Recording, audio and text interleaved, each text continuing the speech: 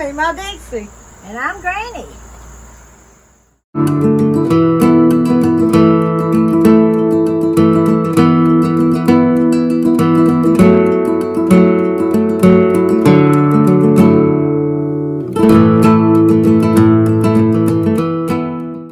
It's Memaw Dixie here, and as you can tell, I have pink on.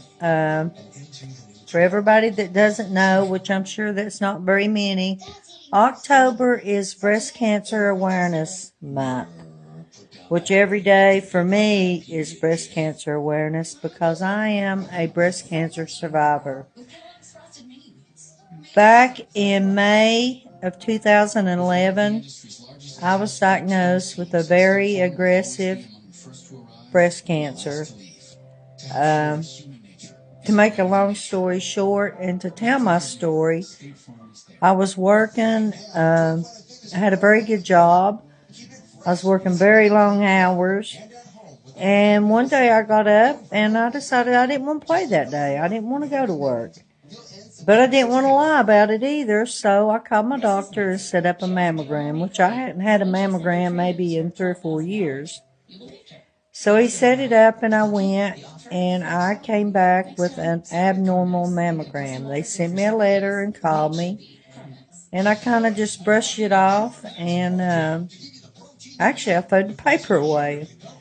Well, a couple weeks later I had gotten sick and got bronchitis, so I went to the doctor to get antibiotics. And the hospital had sent my doctor my abnormal mammogram.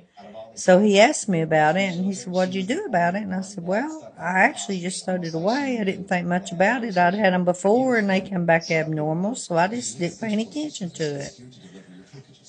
But looking back now, I realize I had the signs of breast cancer. Even though I had checked myself, I could not feel anything.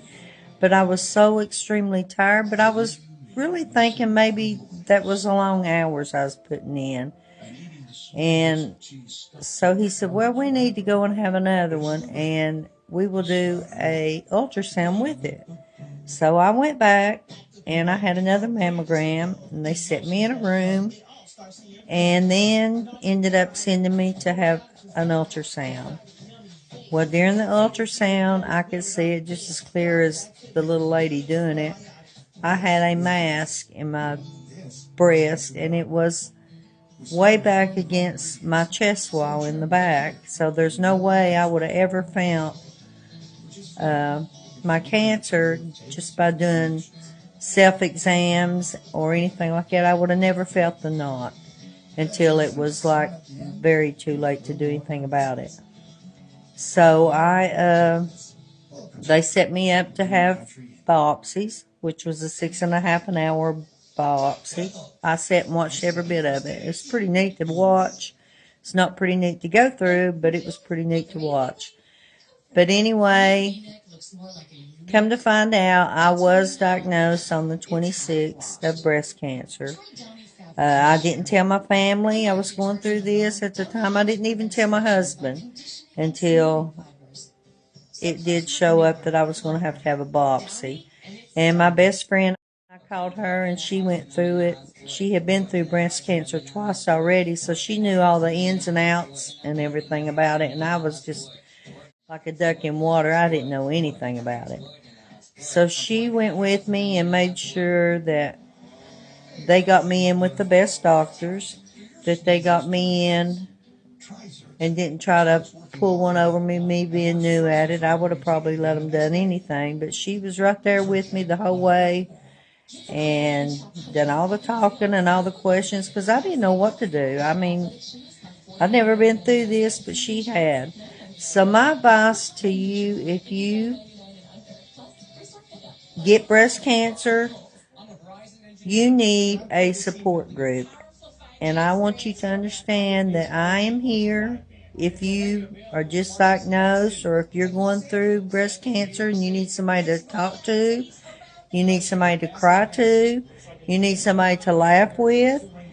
Send me a message on YouTube, Facebook, call me, and I will be right there with you. I will laugh with you. I will cry with you.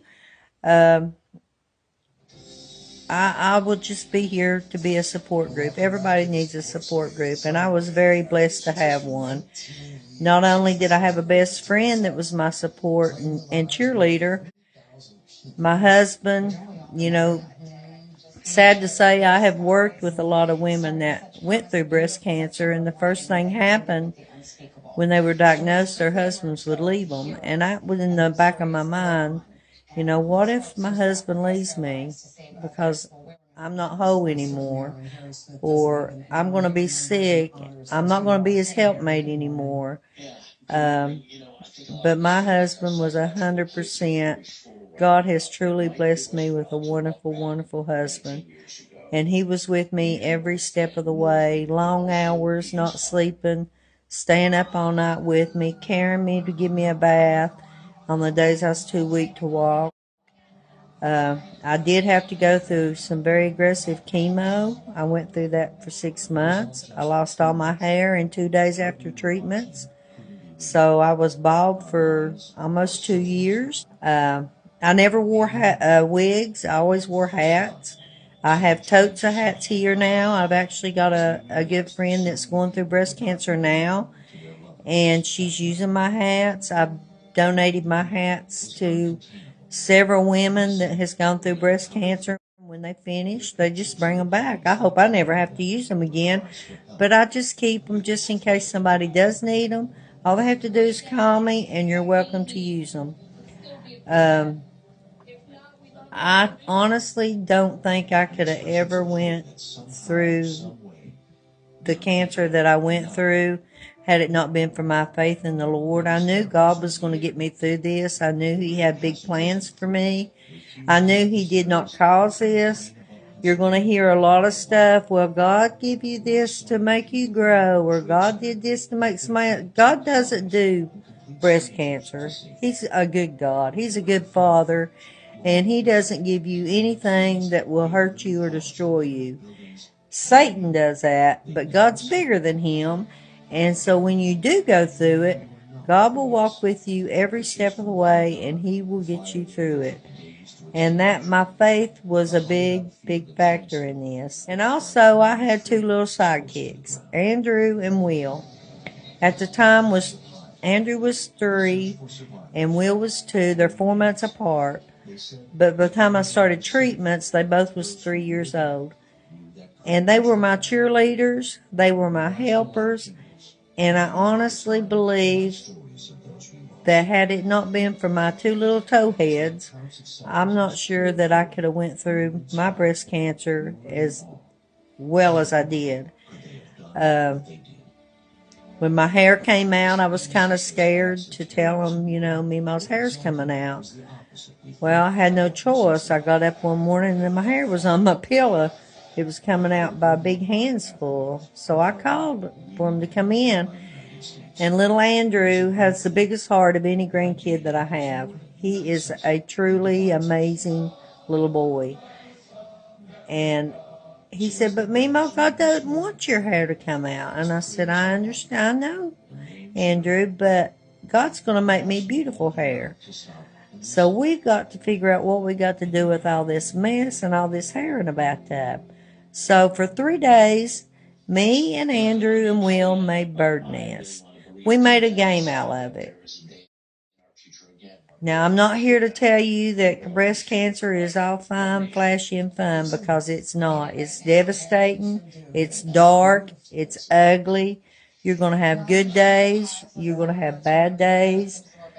You're going to have days when you feel like you can conquer the world, especially when they get you on steroids. But then you're going to have days that you can't even get out of the bed. And once all the treatments was over and everything, which it took me 2 years. I had 7 surgeries, so it took me 2 years to get over just the medical issues on the major surgeries, and I am cancer free now.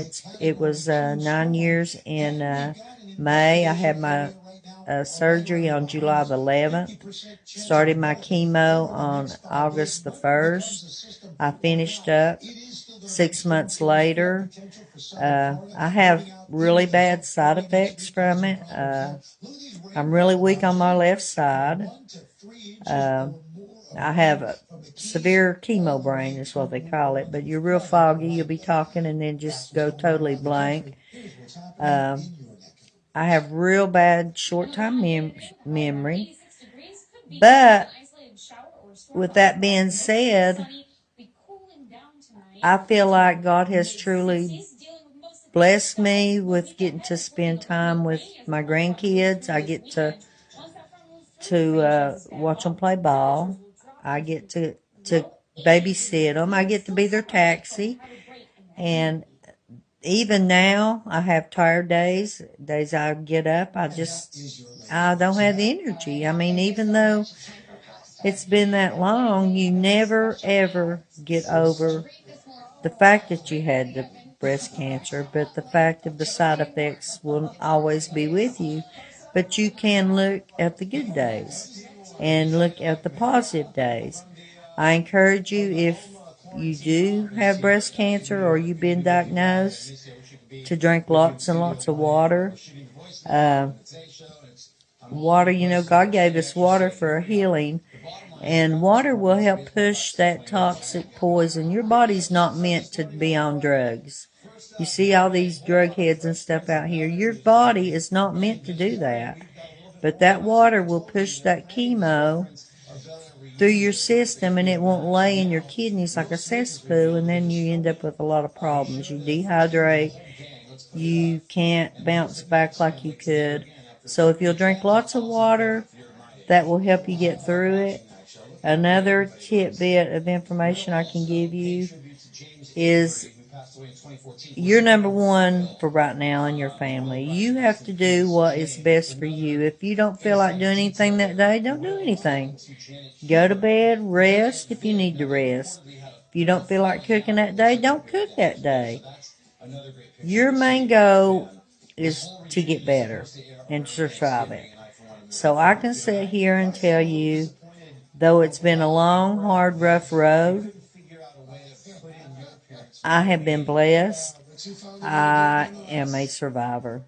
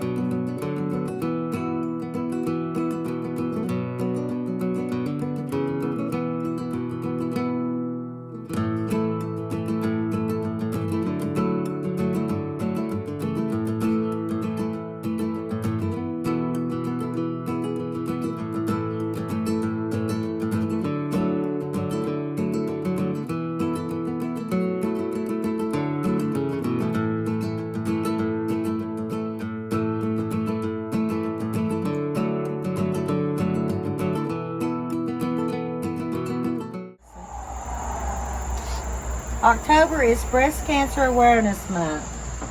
So don't forget to schedule your mammograms, women. Not been for a mammogram, I wouldn't be here today because I would have never found my breast cancer if it not have been for a mammogram. Would you like to really know what mammograms are? They take your boobie, they put it in plexiglass, and they smash it like a pancake. And then they take it sideways and smash it like a pancake. But it don't hurt too bad. It doesn't hurt.